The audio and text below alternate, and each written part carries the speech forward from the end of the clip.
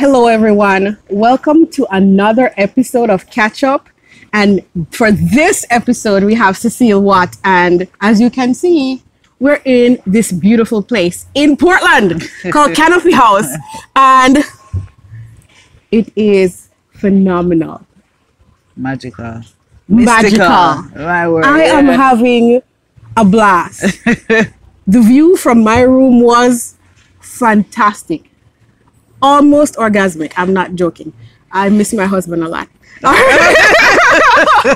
All right. Next trip. So, let's begin. Are you ready? Yeah, man. All right. So, you're going to give everybody like a 30-second high-level overview of graduation to what got you to this beautiful location. All right. So, after leaving Manning's, I did CompC for 2 years and UTech for 1 to do my diploma in hospitality and tourism management, majoring in food and beverage.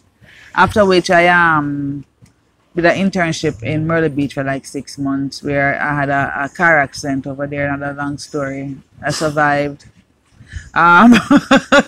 Came back to Jamaica, and for a little while, a couple months I was here doing a job that was like a prep cook in a kitchen. I'm like, no, I can't go to school for 3 years and be a prep cook. I really want to do management training and stuff like that. So I decided I want to get my degree. So I went up overseas with $500 in my name, school in Vermont, Necky, got a 20th anniversary scholarship by writing an essay. School was supposed to start the 1st of September, and this was the 10th of August. I had no money to go to school, but we made it through, and I got the scholarship. After that, I came back and was a management trainee at Swept Away. I really wanted to work at that property even before I left, so I was very much determined to go and do so.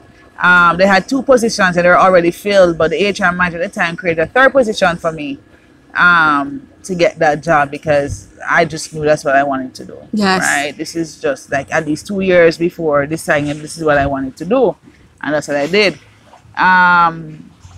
After that, I think I went to Margaritaville for a year. I had an accident, a severe accident after that, where I was temporarily paralyzed from my neck down. Did you say neck down? Yes, neck down. Couldn't move foot? Nothing. Couldn't move nothing? No hands? No, my mouth and my eyes would work. Nothing else was working. I would speak to my hands and like move, and it nothing happened. I looked at my toes and said, wiggle our foot, move. Yeah. Nothing happened. So, yeah, so it took a little while. Yeah, but it took a lot of work to get back here. Like how many years? I said that I was messed up for a good 10 years in every aspect, because physically, it took me a while to get back my strength. Psychologically, to be confident in myself that you can actually do this, because being physically able is a big part of being in the hospitality industry. Yes. There's a lot of requirements. Very physically demanding. Very physical demanding, long hours, a lot of standing. I doubted myself for a long time, so I would move around a lot. Okay. I move around a lot. So over the couple of years, I've been... Where you live? Tell us a couple of places you've lived. A competition and a kind of competitive. Here we go now. Waiting set up. Let me see. So I was in Myrtle Beach. Yes. For a little bit. Came back to Jamaica. And I went to Vermont. Then Vermont. Yeah, but I traveled through the New England area from Boston, because it's actually in Boston. Then had to make my way to Vermont. Right, through New England via car, you know. So I did that. Went to school in Vermont, and then I went to Florida the 1st of September, and then a couple of days after a big 9/11 happened. So my whole life got shut down in Florida. Yeah, because you know, life and being a tourist in America at that time was not very welcoming. Nope. So from there, I got the opportunity to go to Utah. My classmate Utah now. Okay. A classmate of mine, Judith Kane, Mama J. Mama J. So she said, all right, here what happened. I want you to come out to Park City, Utah, and see what can go on for you. So we were, you know, she's an older lady in my class, like a mother figure to me. Big up Mama J. So we went out to Utah to Park City, and I was able to experience Sundance Film Festival, the whole area, and Slam Dance, just spin off from that. And coincidentally, I walked into the 2002 Winter Olympics, where I met the Jamaican bobsled team. Amongst other people. Kind of jealous a little bit. So I did Utah for a little bit, and then I came back to Jamaica. You've been here ever since?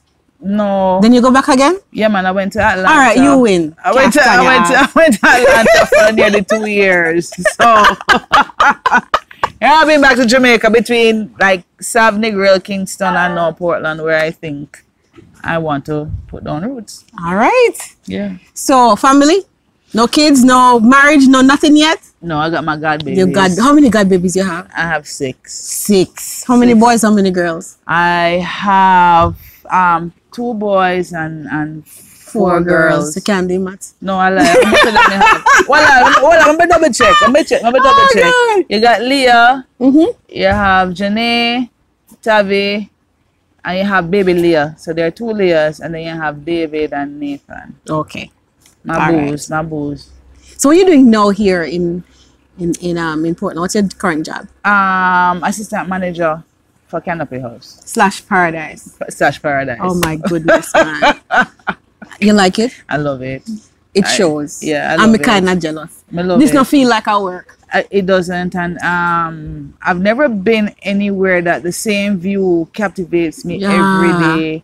If you can tell, if my phone is just one view, different times of the day, it's just so beautiful. I can't get enough, and it's just magical and mystical. I don't know what it is, but it just is. You gotta come see for yourself. Come see for yourself and feel for yourself. What do you do to relax? What do you do to relax? I'm a beach bum. Love the beach. Yes. Anybody I water near the river. I love the beach. Love the river. I love playing pool. For those who know me, know I love pool. Yes, me can't play. The ball, they never go to the ball. I love it. I normally me go to the ball, you know. Just the aiming, honey. It's the aiming and the stick part of the work part still. But, what else? On the stick part. Okay. I would read occasionally. Anything that is fantasy. Anything to get away from. You like reading? Yeah, I like it. It's just something I don't get to do as often. And the books that I like, they gotta be fantasy. I gotta be as far away from reality as possible. Like my favorite author, one off is Anne Rice. Yes. Yes. From a teenager until now, I love her because she's just amazing. All her books are.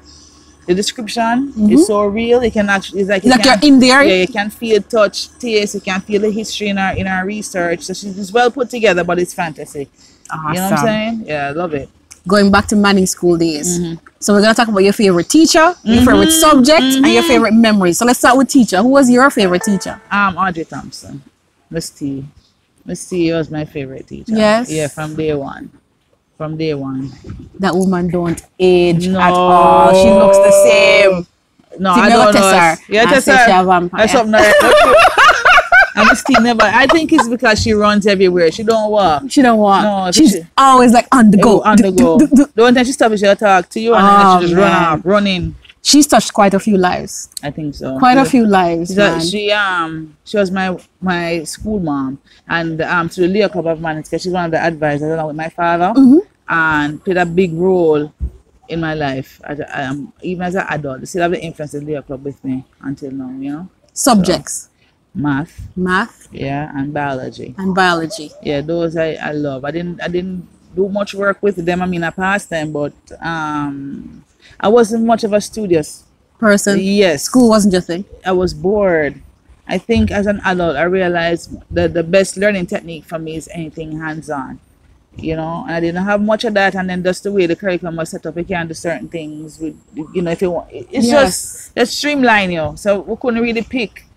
Perhaps they changed that later on, you know, in Donald's year. When he told me that he could pick, man, I was like, what? What? You can't, here, do this. They did some experimenting to see, pick different classes. You could do science, you could do business, you could do technical, you could do different things in his year. They changed it up. I think I'd have done agriculture and woodwork. You didn't love agriculture and woodwork?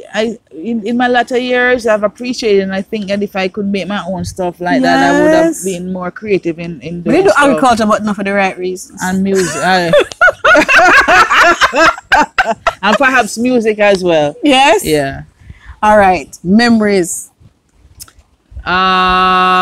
What? Favorite memories, and look back and you're like, all right. We can't share. We can't share. All right, cool. All right, cross off that. Oh, cool. Yeah, like the sporting activities I managed. Used to love the netball competition. Oh my God, they were. Yo, those girls. Wicked. You have any favorites? I love Gillian as center. Oh my God! As center, she was like a powerhouse. At the fastest. Oh Lord! She little, but she tell her. Oh my goodness! And Raquel McIntosh, Roxanne Behari. Yes. Them on the goal shoot and then play some defense sometimes. To them girls that did wicked. Them just did them terrible. Them a warrior. Them the warriors. Them, I love track and field, the football. I love the feds. We work so good at. Look here, I never get to enjoy it as much as Uno because my father dropped me off for one and then he picked me up back and then they were going for me for that. So that's so. Anyways, go on. I'm sorry, this time about me. Back to you. I love the feds. You love the feds? Yeah, man. The feds them did wicked and the sporting activity in the Leah Club. The projects that we did, the conventions that we went to, the lives that we touched, the help that we gave the community, and just projects. People like Dana Ball. Remember Dana Ball? Yes. Dana, I remember when she started creating costumes for us. So we have a little road march and carnival things. So little things stem from there. You know, we built like the help with the playground at the Sav Hospital. Just different projects. Giving back. Yeah, and working on a team. Yes. The blood collection that we did there. They had a competition amongst the high school who gave the most blood and stuff like that. So we had blood drive and we were very active. Aww. Very active. So we're gonna go back, retrospective on Cecile in terms of your personality. How would you describe your personality back in high school? And of course, I'm gonna ask you how would you describe it today. So back in high school, what words come to mind when you think of Cecile? I've been told. Right. Allegedly. Allegedly. I was a bit mischievous. Just a little bit. Just a little bit. Just enough not to get in like really serious trouble. Yes. But just enough to go up to the line. You peek over the line. Over the line. But you never go over the line. Well. No. That has been recorded or there has been witnesses. Okay, cool. Oh, nicely put. You see me right there. So mischievous. Mischievous. I think as a social person, yes. I did like to interact with people and have a good time. Yeah. You were strong and you were bold. Your personality was just. I saw confidence. Yeah, that's what I saw when I saw you. Yes, and smiling. Yeah, I try to. I mean, I like happiness. Always have, and you must have fun and thing. It's the moments that count. These are the most important thing. Personality today. Mischievous. I think I'm still the same. It's just that I think I've expanded and evolved more into who I am. Yes. I'm more confident. What's the biggest thing you think you've learned over time? As you grow older, be yourself, and they either go and like you or not like you. If you can't beat them, have to join you. At the end of the day, you have to accept yourself before anybody can accept you, and then you just know so you stay. You cannot be a square trying to fit in a row. So just be yourself, and you'll find your spot. You'll find your tribe. Yes. You'll find your people. Just be you. So, what did you believe about yourself back in high school that was totally bullshit when you look back? That I was not very bright, that I was not very smart. I used to wonder, why don't I think like everyone else? Why? I felt odd. I felt, to be honest, even though you see me looking confident and stuff, I think I was confident in who I am and just, I am in the process of accepting myself. But I still didn't feel like I truly belong because we just not relate to everybody else like how they related to each other. Yes. Not a big deal, but deep down I'm like, why don't I think like how these people think? Yes. Why don't I see things the way they see it? Nothing wrong with them see it, but why me can't see it that way? Understood. You understand? And it's not bullshit, I just think differently. What advice would you give your younger self? Just be yourself. I wouldn't do anything differently because I've learned from everything and it has to help to mold who I am, and it helped to change the perspective of life for me. So just be yourself. Okay. Just be yourself. Look here, man. Easy to do that. It is, It's just that you can't be fearful of what other people think about you. All right. That is the thing. We do things from a point of view of fearing a lot of things and trying to appease people. At the end of the day, you get screwed over. So just be yourself. Who like you, who don't like you is not a problem. How people feel about you is their business. How you feel about them is your business. So if you understand that concept, certain things just not gonna bother you. Understood. Just not gonna bother you. Walk us through one of the most challenging seasons of your life, and what did you learn about yourself?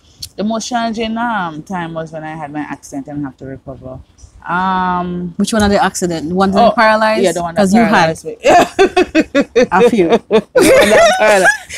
The major one. Jesus. The major one. I've had a few, but the major one, yeah. The person who you help are not the ones that are going to be there because they can't.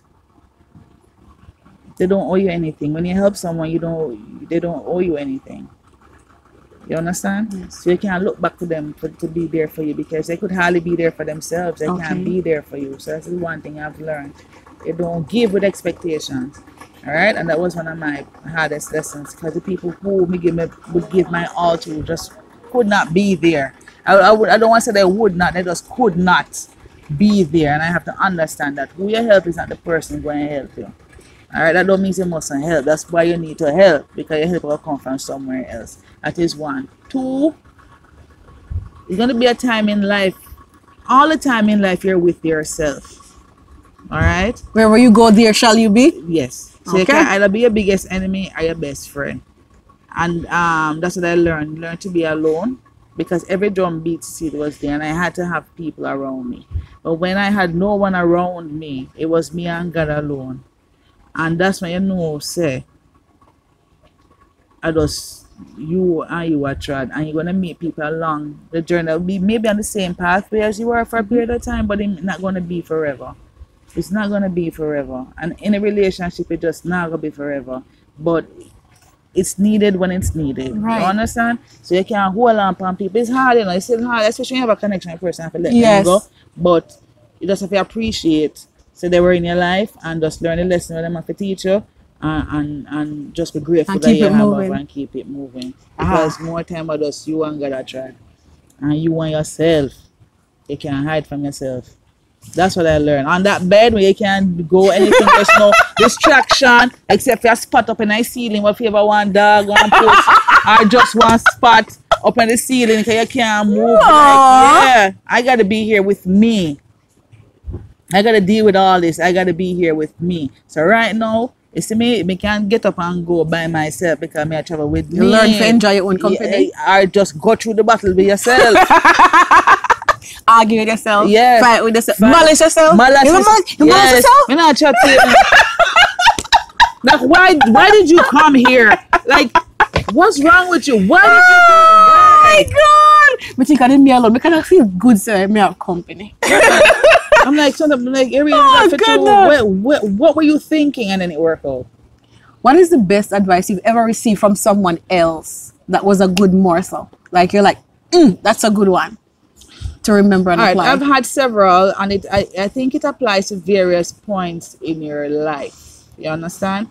And what I'm learning is change is almost nothing stays the same. Nothing. And as I recently, I got a tidbit from Esperanza Spalding's address to Berkeley earlier this year. And she said that the truth changes every day. The truth never stays the same. And it's so true. Your truth will change. Can you give us an example? About a truth that you had that changed and it's still a truth to you today, even though the perspective has changed? Same thing. You can look for help from the person you help. Yes. What does success mean to you? A day above ground without pain. A day above ground without pain. One more time. A day above ground without pain. I've had pain for such a long time. Wow. Various kinds, and I don't talk about it anymore because when people get annoyed, you're not supposed to feel pain for more than 2 weeks. Just like how you're not supposed to moan anything for more than 2 weeks, so you keep it to yourself. So pain, it's been better recently, yeah, but I had days, man, injections and bed rest and all that messes with you, especially that job that is physically demanding. Yes. You got to be out for 2 weeks because you can't walk properly and stuff like that. And sometimes you're in pain. I usually get up every day with some form of pain, but knock on wood, it's getting better. I've been introduced to Reiki and got a good 2 sessions in, and since then I've been feeling better, and exercise has helped. Yes. And things. So I'm going to do what I do. What are you most proud of? Surviving myself. Surviving myself. You have to repeat that. Surviving myself. And then for the audience, please explain why that is what you're most proud of. Yeah, I've done things and I'm like, what are you doing here? Yeah, I talk to myself. I'm like, You answer back to? yeah. If we can't answer, Mr. Father God, I know if I got to take that case. Because I don't know what I got myself in. Like, you have to move out today because then you have nowhere to go. And I'm like, all right. I'm like, to see, why do this yourself? If you come out one winter country, you can't even sleep out the door. So my God, and you got work in like an hour. You got to find a place to go within an hour, and a miracle happens. I knock on the door and you open it, and this guy who I haven't seen for 2 weeks, and he's American. I'm like, you have somewhere for me to stay? Not even hello, where did then? You have somewhere for me to stay? And he goes, yes, I've been knocking on the fire door forever, hoping you would answer, because him or the hostel money no one come to the front door. But he's coming back for me, and this is within an hour. I've been telling me, see, you have to move out because the Winter Olympics, this is dead winter, you know. Snow at the door. And like at Jamaica, I can go put the luggage and go sleep on that one tree or something.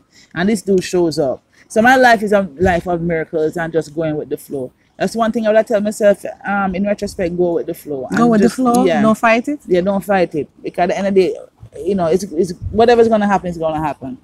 And you put out there what you want. You put out what you want to happen and then let it happen. It's not for you to control how it is supposed to happen. Just know say it's going to happen. Understood. Just know say it's going to happen. How is not your business? I promise you. You knew, for example, you and I, right? You know you're going to come interview me. You made plans to go to Montego Bay. I'm all the way in Portland. You understand? And you know, sir, I know that you're going to do this. You understand? You know you're going to do this. We don't know how it happens. And you say you're there, sir, Portland. You won't. You never plan to come, sir. Look here, Virgin. There's so many things I'm learning as I do this project. And I'm a super A-type personality. Go with the flow, man. And I have plan A, B, C, X, Y, straight to Z. And as I do this project, I have to so go with the flow and trust my instincts and know and not listen to voices outside, and but just say, and just say, you know what, does this feel right? And how is this going to work out? And it's going to work out. Like when I went to New York and I said, how am I going to do the logistics for these episodes? And I have people to interview. And Vernon Francis just came. Oh my God, God is awesome. And he just helped me throughout the whole thing, the lighting, everything. All the things that I was super anxious about, Vernon said, I got you. If I know it ever happen, just know and I didn't plan none of that. Argument done and go with the flow. And as I get older, I realize that not that you mustn't plan for the future, you have to. But you just have to let go of certain things. You see, the big things you don't have control over, let it be. I'm learning how to do that. I'm not so good pan it. You know, it's not just yourself. I'm not so good pan that either. So work in progress. I've come a long way, but this area, man, is a sore area for me. You get better. As more programs that you're doing, you realize that your life is a life of miracles, because things you don't expect to happen will happen in order for you to get where you're going, then you'll understand. And that is what has been happening to me recently. I've been attracting things and people. I'm learning how to manage. I used to run up and down and run down things. That's why I move about so much. Yes. Running and looking and looking and looking. I'm like, No, man, so long. Right, to come to me.